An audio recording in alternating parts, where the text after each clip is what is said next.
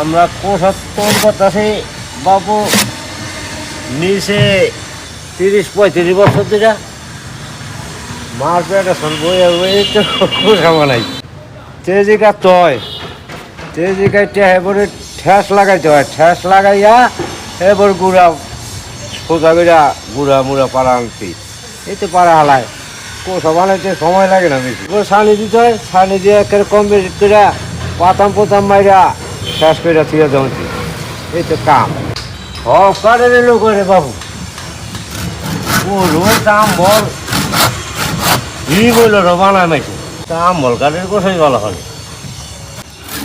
আমি হলে দুইটা কথা রে বাবু কষ্ট হয়ে যায় আমার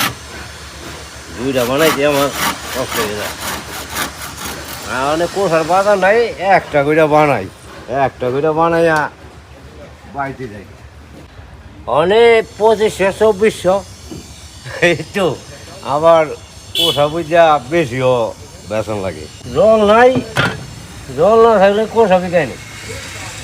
আবার জল থাকতো তাহলে কোষা একটা 5-6 হাজার টাকা করে বেচতে হলে আমাকে কিছু থাকে আর হলে তো যা থাকে রে ঠাকুরই জানে আপাতত হলে 3 মাসই বেশি রোগ তো বিক্রি করি হেন হল হয়ে যায় হেন শোন আবার শ্রীনগর গিয়ে বিক্রি করি এখানে আছে মানে শ্রীনগর এই হাদিল মানে জায়গা নাই হলে ওই